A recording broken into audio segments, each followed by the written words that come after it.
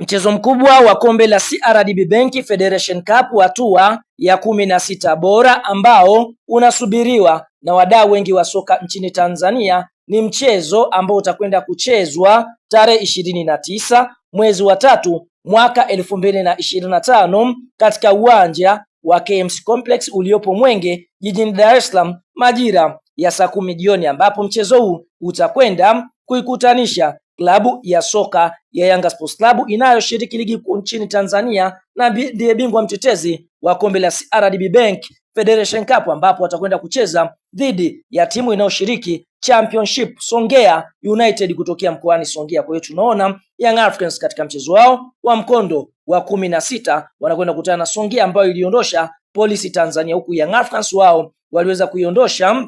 klabu ya soka ya Coastal kwa kuifunga magoli 3-1 katika mchezo wa raundi ya 32.